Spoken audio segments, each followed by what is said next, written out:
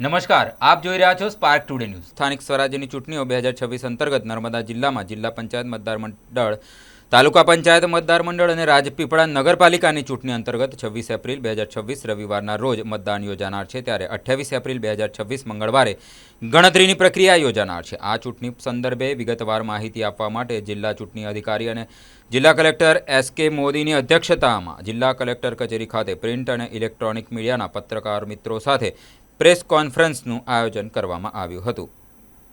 આ પ્રેસ કોન્ફરન્સમાં જિલ્લા ચૂંટણી અધિકારી અને જિલ્લા કલેક્ટર એસ.કે. મોદીએ જણાવ્યું હતું કે નર્મદા જિલ્લા પંચાયત વિભાગ કુલ 22 બેઠકો તથા નાંદોદ તાલુકાની 18, તિલકવાડા તાલુકાની 16, ગરુડેશ્વર તાલુકાની 16, દેડિયાપાડા તાલુકાની 18, ચિકદા તાલુકાની 16 અને સાગબારા તાલુકાની 18 એમ કુલ 102 બેઠકો તથા રાજપીપળા નગરપાલિકા 7 વોર્ડની 26 બેઠકોની ચૂંટણી થનાર છે।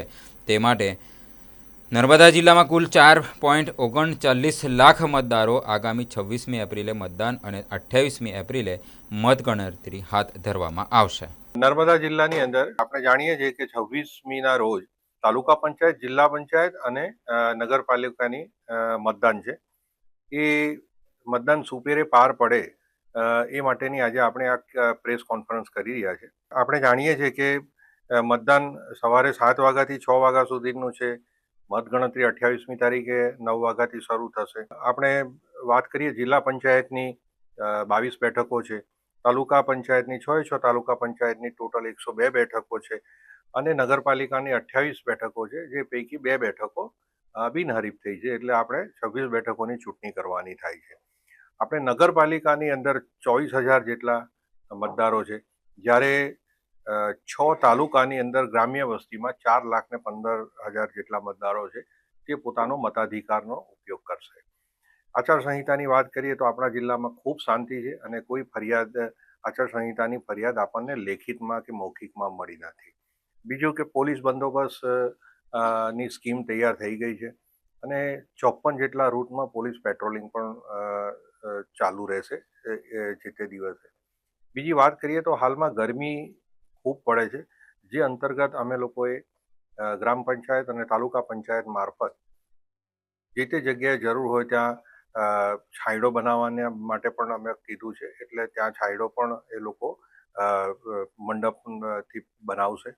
બીજું હેલ્થની અમારી ટીમો પણ તૈયાર છે અને એ ORSથી લઈને શરીરના દુખાવા, માથાના દુખાવાથી લઈને ચક્કર, ઉલટી આ બધું ન થાય અને થાય તો એના માટેની દવાઓ લઈને સજ્જ રહેશે અને એ તમામ ગામે આશા વર્કર બહેનો એના માટે તૈયાર રહેશે, જેથી કરીને આવી ગરમીની અંદર પણ લોકોને તકલીફ નહીં પડે। બસના પણ રૂટ ફાઇનલ થઈ ગયા છે અને દરેક રીતે એમ જોઈએ તો વહીવટી તંત્ર આ ચૂંટણી માટે તૈયાર છે। મેન પાવર અમારો ટોટલ 3,650નો છે, જે આખી મતદાન પ્રક્રિયાને પૂર્ણ કરશે। આ રીતે આપણે મતગણતરીની વાત કરીએ તો 6 તાલુકાની અંદર 6 જગ્યાએ અને નગરપાલિકા માટે એક અન્ય જગ્યાએ એમ 7 જગ્યાએ આપણું આવતીકાલે ડિસ્પેચિંગ થશે, 26મી તારીખે રિસીવિંગ થશે, એ જ જગ્યાએ સ્ટ્રોંગ રૂમ પણ છે અને 28મી તારીખે એ જ લોકેશન પર આપણી મતગણતરી થશે। એટલે આપણા આવા 7 અલગ અલગ લોકેશન પર તાલુકા પંચાયત અને જિલ્લા પંચાયતની સીટની મતગણતરી થશે। એટલે તમામ વ્યવસ્થાઓ પૂર્ણ થઈ છે અને કોઈ અનિચ્છનીય બનાવ ભૂતકાળમાં પણ આ જિલ્લામાં એવા નોંધપાત્ર બન્યા નથી। એટલે હું આશા રાખું છું કે ખૂબ સારી રીતના આ ઇલેક્શન અમે પૂર્ણ કરીશું। મતદારોને ખાસ અપીલ છે કે પોતાના મતાધિકારનો ઉપયોગ કરે। ગરમીના કારણે જો તમે અનુકૂળ ન હોય ને ન નીકળી શકતા હોય તો સવારે આપણે 7 વાગ્યાથી મતદાન શરૂ થાય છે, તો સવારે 7 વાગ્યાથી લઈને 12 વાગ્યા સુધીમાં મોટી સંખ્યામાં મતદાન કરો। સાંજના સમયે 6 વાગ્યા સુધી મતદાન ચાલુ રહેવાનું છે, પણ મતદાન અવશ્ય કરો, 100% કરો।